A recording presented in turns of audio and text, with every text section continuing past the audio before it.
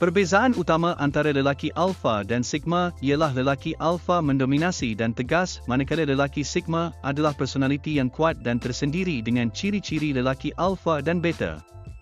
Hierarki sosio-seksual ialah klasifikasi lelaki mengikut personaliti mereka, kedudukan sosial di kalangan lelaki lain, dan populariti dengan wanita. Sehubungan itu, lelaki terutamanya dikategorikan kepada dua jenis, mereka adalah lelaki alfa dan lelaki beta. Walau bagaimanapun, sejak kebelakangan ini kategori baharu yang dikenali sebagai lelaki sigma telah menjadi popular. Siapakah lelaki alfa?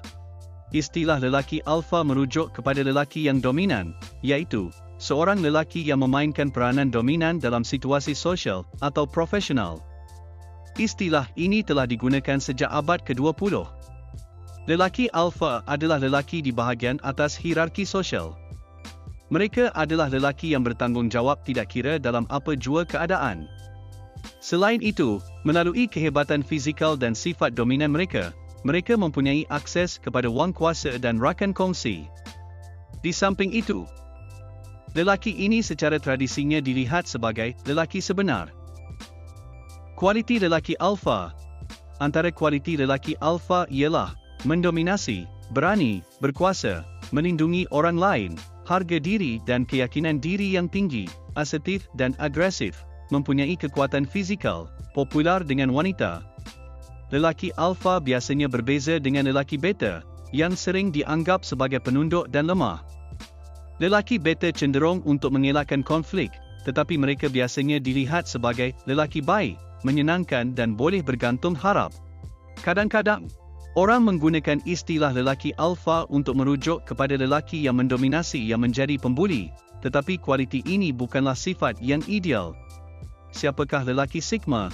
Lelaki sigma ialah lelaki yang mempunyai jenis personaliti yang kuat tetapi tersendiri dengan ciri-ciri lelaki alfa dan beta. Istilah ini dicipta oleh penulis Theodore Robert Beale pada tahun 2010. Dia menggambarkan lelaki sigma sebagai serigala tunggal dan menyamakan lelaki sigma dengan lelaki alfa introvert. Lelaki sigma umumnya berada di luar klasifikasi binari alfa dan beta. Dalam erti kata lain, mereka wujud di luar hierarki sosio-seksual. Walaupun lelaki sigma adalah introvert dan menolak mengikuti masyarakat, mereka berjaya dalam hidup dan popular di kalangan wanita. Mereka juga sangat berdikari, tidak mengambil kira persepsi sosial, dan tidak mematuhi jangkaan. Dengan kata lain, mereka memecahkan stereotip dan membuat jalan untuk diri mereka sendiri di luar jangkaan masyarakat. Berikut antara kualiti lelaki sigma. Mereka cenderung menjadi penyendiri, fleksibel memimpin tanpa menggunakan kuasa, sedar diri dan tidak sesuai dengan jangkaan masyarakat, kemahiran bersosial kumpulan, tetapi tidak bergantung pada kumpulan. Jadi, apakah persamaan antara alfa dan sigma male?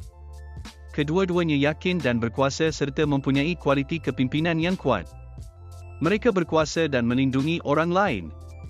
Lebih-lebih lagi, kedua-duanya popular di kalangan wanita. Apakah perbezaannya pula antara lelaki alfa dan lelaki sigma? Dari segi personaliti, lelaki alfa cenderung menjadi pendiam dan lantang, lelaki sigma adalah introvert dan penyendiri secara semula jadi. Kemahiran kepimpinan pula. Lelaki alfa memimpin orang lain menggunakan sifat dominan dan kehebatan fizikal mereka, manakala lelaki sigma memimpin tanpa menggunakan kuasa. Hierarki sosial. Lelaki alfa berada di bahagian atas hierarki sosial, manakala lelaki sigma kekal di luar hierarki sosial, mengikut pilihan mereka. Respon terhadap masyarakat. Lelaki alfa sering mematuhi jangkaan masyarakat, manakala lelaki sigma pula tidak. Kesimpulannya, lelaki alfa mendominasi dan tegas, manakala lelaki sigma adalah personaliti yang kuat dan tersendiri dengan ciri-ciri lelaki alfa dan beta. Lebih-lebih lagi, lelaki alfa adalah pendiam dan lantang, manakala lelaki sigma adalah introvert dan penyendiri secara semula jadi. Oleh itu, perbezaan utama antara lelaki alfa dan sigma ialah lelaki sigma adalah introvert dengan banyak ciri lelaki alfa. Jadi, adakah anda seorang lelaki alfa atau sigma? Sekian sahaja video kali ini.